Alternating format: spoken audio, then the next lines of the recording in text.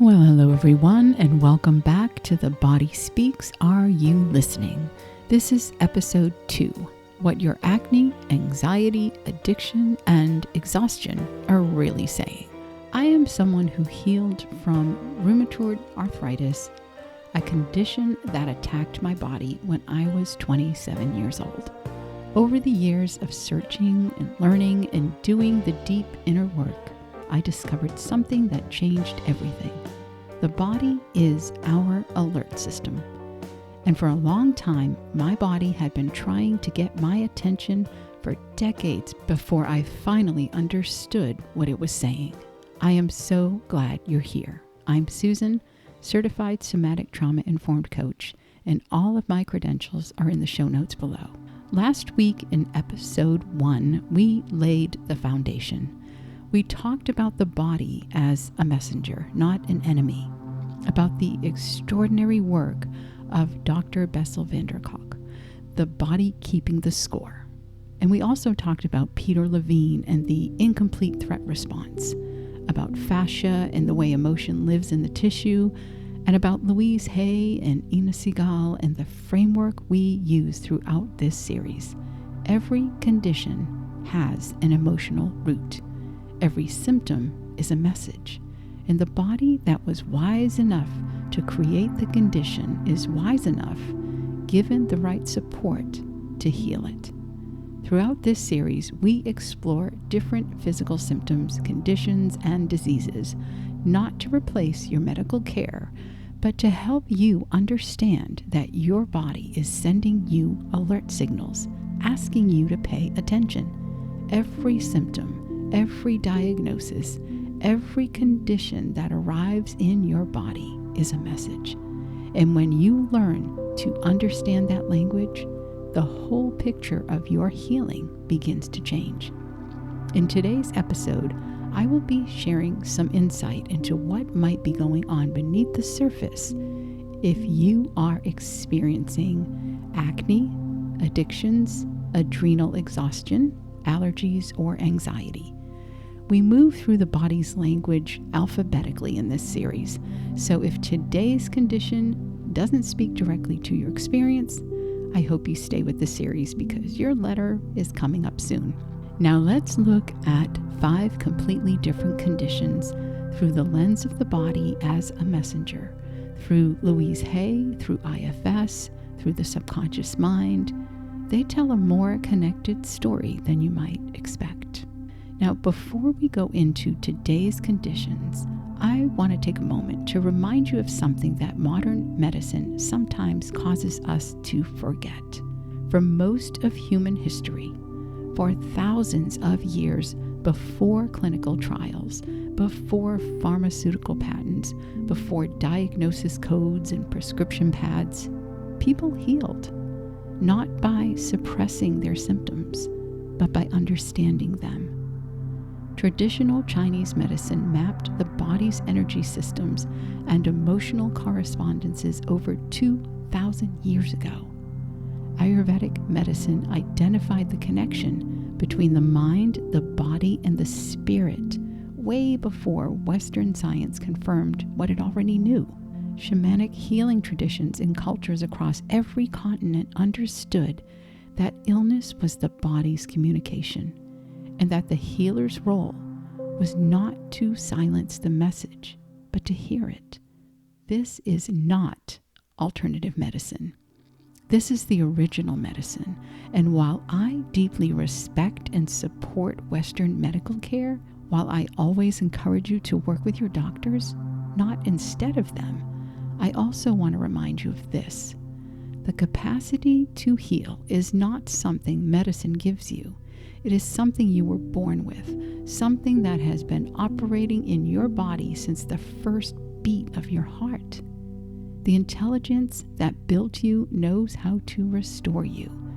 Your symptoms are not evidence that this intelligence has failed. They are its attempt to communicate. Dr. Joseph Murphy, whose teaching has guided millions towards understanding the power of the subconscious mind, said it simply: the doctor dresses the wound and God heals it. the healing power, the infinite intelligence was always already there. Our work in this series is to stop fighting the messenger and to start listening to the message.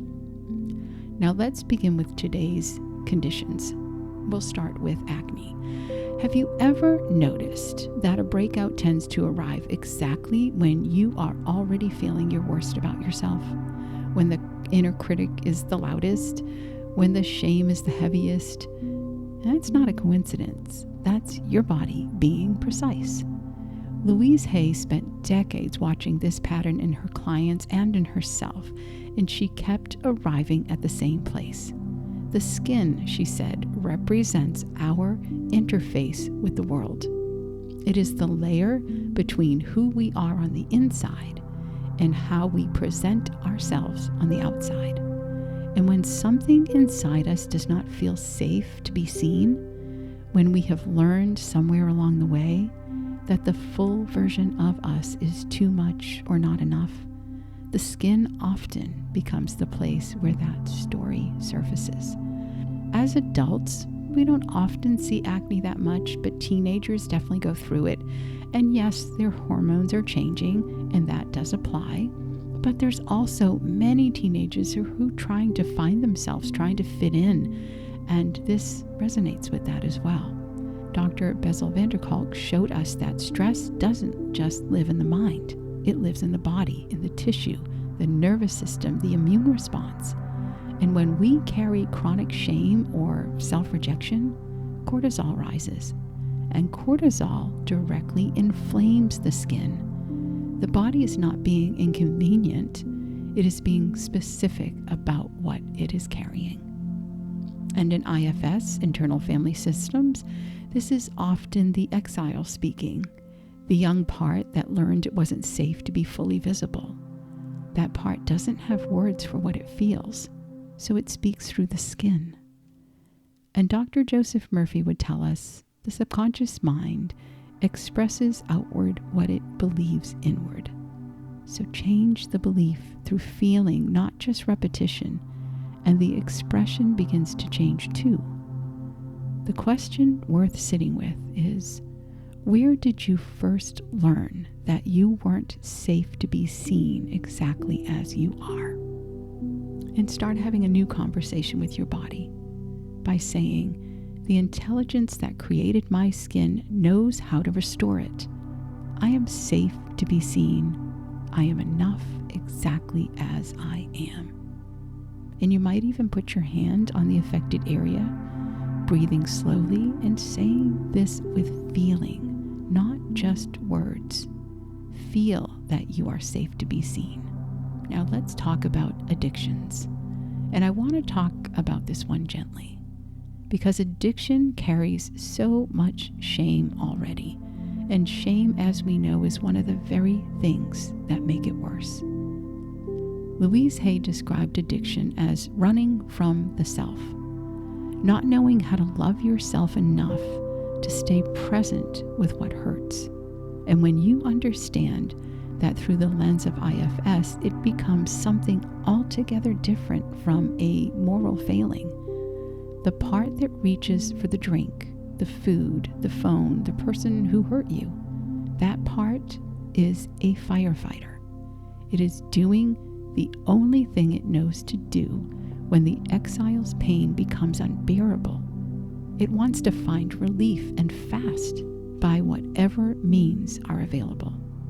The research confirms what Louise Hay knew intuitively. Addiction shares the same neurological fingerprint as a trauma bond, the same dopamine pathways, the same cycle of relief and withdrawal. The brain's not broken. It is trying to manage pain it was never given any other tools for. And Dr. van der Kolk put it, the body keeps the score, and sometimes the only way it knows to lower the score is to reach for something that will numb it. And in Segal's work, that adds another layer. The body in addiction is urgently trying to fill something that feels empty. And the most honest question is not, why can't I stop? It is, what am I trying to fill? And what does that part of me actually need? The opposite of addiction is not willpower. It's connection. Connection to the self, to the body, to the parts that have been running on empty for so long that they forgot there was another way.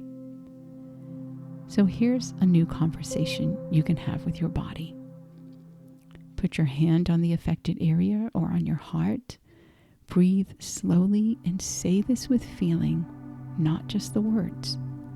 I am willing to feel what I've been running from. The part of me that needed this is not bad. It was in pain. And I am here now. And I am listening. Now let's talk about adrenal exhaustion. You know that feeling of waking up when you're already tired? Of pushing through on empty for so long that even sleep stops helping? Where your body simply will not respond the way it used to, no matter how much rest you give it. That is the adrenal glands, and they do not exhaust quietly. They exhaust after years of being asked to run an emergency response in circumstances that deserved a very different kind of support. The adrenals produce cortisol and adrenaline, the chemistry of crisis. In a healthy system, they spike when needed and then they return to baseline. But in a life built on chronic unpredictability, the kind that comes from walking on eggshells, from never knowing what the atmosphere will be when you walk into the room, from years of holding everything together while something inside you is quietly falling apart, they never get the signal that it's okay to stand down. Louise Hay called this defeatism, no longer caring for the self. And I understand that. When you have spent years caring for everyone else's emotional world before your own, the self is often the last one on the list. And in IFS terms, this is the manager finally collapsing, the part that kept everything running, that powered through, that would not allow the system to stop. It has simply run out of gas. Not because you're weak, because no part was ever designed to run this hard, this long, without rest. Your body is not failing. It is finally and loudly asking for what it's needed all along. So let's put your hand on your heart and breathe slowly. And again, say this with feeling. My body has worked faithfully on my behalf. I give it permission to rest now. The emergency is over. I am safe. And the infinite intelligence within me is already beginning to restore what was depleted. And breathe. Now let's talk about allergies. Allergies can feel almost random, the body reacting to things that most people walk past without a second thought. Pollen, certain foods, dust, animals, things that are entirely ordinary to one person and sometimes can be entirely threatening to another. But what if the body is not being random at all? What if it's simply responding with biological precision to a nervous system that learned at a very deep level that the world is not safe? Louise Hay described allergies as a denial of your own power, a belief that the world around you is threatening. And we now know that the immune system, the system responsible for allergic reactions, is directly regulated by the stress response. When cortisol dysregulates over time, the immune system can become hypersensitive. It starts treating harmless things as threats, not because it is malfunctioning, but because it learned its threat detection from a nervous system that was chronically on high alert. Now, Ina Segal sees allergies as the body saying, I don't feel safe in this environment. I don't know what I can trust. And in IFS, that is often the exile speaking, the young part that learned in an environment that truly wasn't safe, that everything needed to be treated with caution. The immune system absorbed that lesson and carried it forward. The healing is not about suppressing the immune response. It is about teaching the nervous system gradually through somatic work, through meeting the parts, what safety actually feels like. So let's have that hand over your heart, breathing slowly, and say this with feeling, not just the words. My body is learning what is safe and what is not.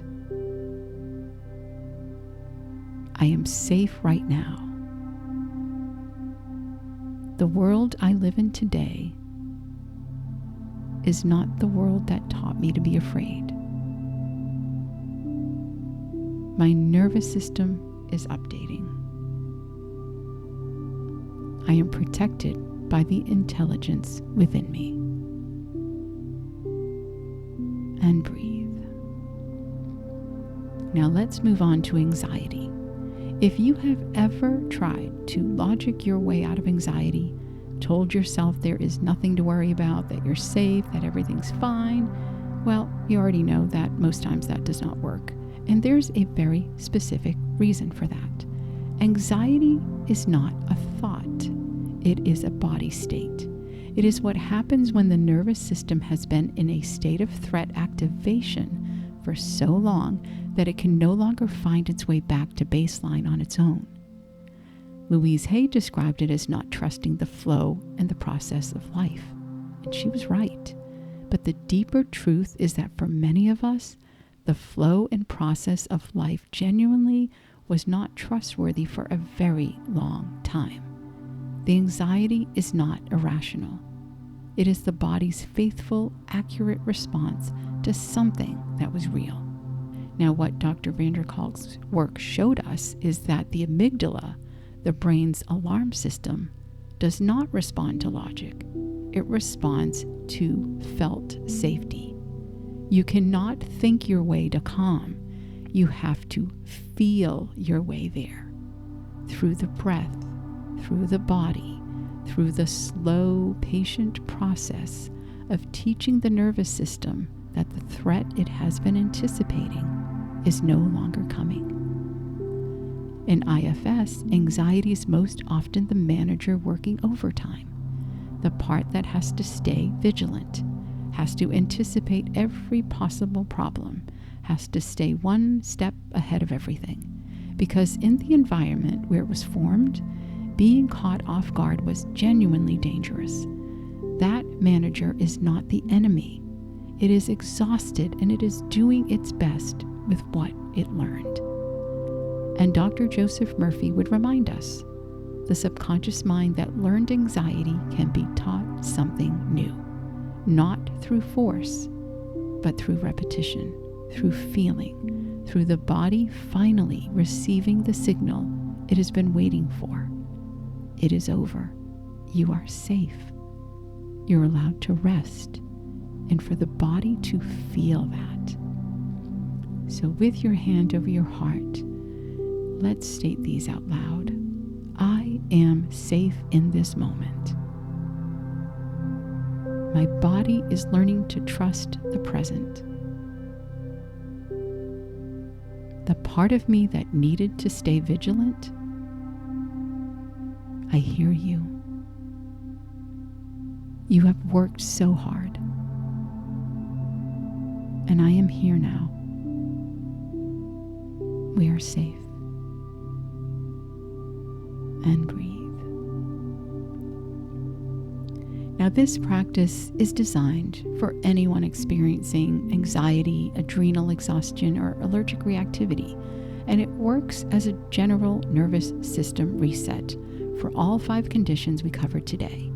It sends a direct calming signal to the amygdala through the vagus nerve.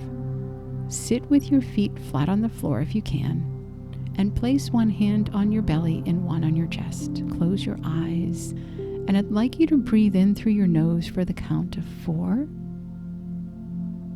Feel your belly rise and hold for 2, and then breathe out through your mouth for the count of 7, making the exhale as long and complete and slow as possible. The extended exhale is the signal. It activates the parasympathetic branch of the nervous system, the rest and digest state, through the vagus nerve. It tells the amygdala the threat has passed. We are safe. We can stand down. Do that for 5 rounds. That's all. It takes about 3 minutes. And your nervous system receives a completely different message from the one it has been living inside. And now this is called the IFS check-in, and it takes about 2 minutes. After the breath, with your hand still on your heart, ask your body gently, which part is most activated right now? And just notice what arrives. A tension, a feeling, an inner voice. Don't try to change it. Simply turn toward it with curiosity and ask, what are you trying to do for me right now? You do not need a complete answer. You just need the turning, the acknowledgement, the moment the self turns toward the part. And that part of you feels, perhaps for the first time today, that someone is listening. And breathe. And now let's talk about the power within you. Wayne Dyer taught that intention creates reality, not wishful thinking, not passive hoping, but the deliberate, conscious alignment of thought, feeling, and the infinite intelligence that underlies all of creation. He said, you are not a human being having a spiritual experience. You are a spiritual being having a human experience. And spiritual beings, by their very nature, are not defined by their diagnosis. Dr. Joseph Murphy, whose understanding of the subconscious mind as the channel through which God and Source does its healing work, said something that I want you to carry with you from this episode. My body and all its organs were created by the infinite intelligence in my subconscious mind. It knows how to heal me. Its wisdom fashioned all my organs and tissues, muscles, and bones. This infinite healing presence within me is now transforming every atom of my being, making me whole and perfect now. This is not positive thinking. This is the oldest truth there is. The intelligence that built your body from 2 cells is the same intelligence that can restore it. The subconscious mind does not know the word impossible. It only knows what it's given. And what it is given is determined by what you consistently believe, feel, think about, and imagine. If your body created a condition in response to what it was experiencing emotionally, and it did because the body always tells the truth, then your body, given a different emotional experience, given the calming signal of safety, given the IFS conversation where the exile is finally heard, given the affirmation that speaks to the subconscious in the language it understands, your body can do something else entirely. You did not come here to be defined by a diagnosis. You came here to discover what you are made of. And what you are made of is the infinite healing intelligence of the universe itself. It has been inside you every moment. It has never left, and it is waiting faithfully and patiently for you to give it new instructions. So let's have a new conversation with your body. An affirmation spoken without feeling is just words. And what follows are not affirmations. They are instructions to the subconscious mind in the way Dr. Joseph Murphy actually taught. Speak them slowly. Place your hand on the area of your body that feels the most connected to whatever condition you're feeling. Take a slow breath first. Let the words arrive with feeling behind them rather than in front of them. And if you want to place your hand somewhere in your body that feels connected to wanting to heal, then take that slow breath and say this out loud. My body and all its organs were created by the infinite intelligence in my subconscious mind. It knows how to heal me. Its wisdom fashioned everything I am. This infinite healing presence within me is now transforming every atom of my being,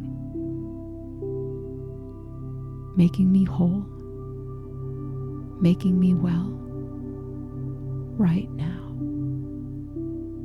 Say this in the morning before you rise, when your subconscious mind is most open. Say it at night before you go to sleep. Say it with your hand on your heart and your eyes closed and the full weight of your belief behind it.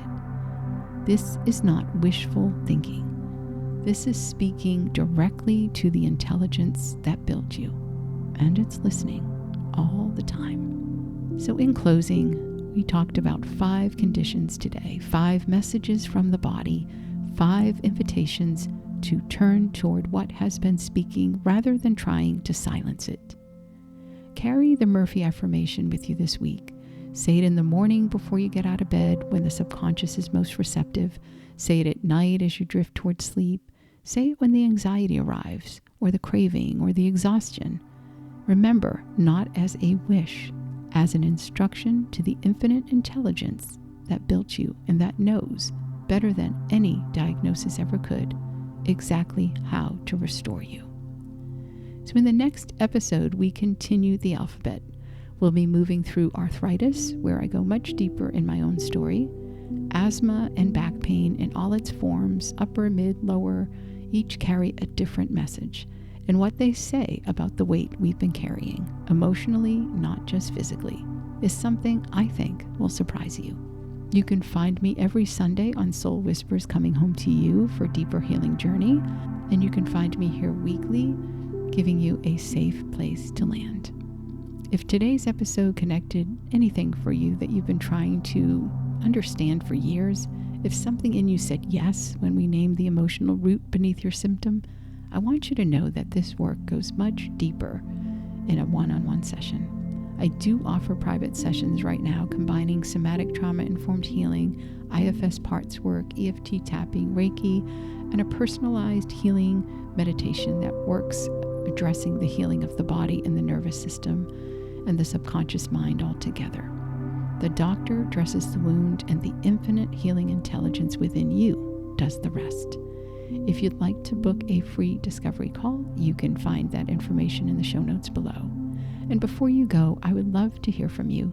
Please leave a comment and tell me if today's episode helped you with understanding something you've been experiencing in your body and what's been happening in your emotional world, even if it's a small aha moment. Tell me, your insight might be exactly what someone else also needs to hear. If The Body Speaks is helping you understand yours, I hope you'll subscribe so you never miss an episode. Please leave a thumbs up if it helped you today, and share this with one person who has been told their symptoms are stress-related and they felt dismissed rather than supported.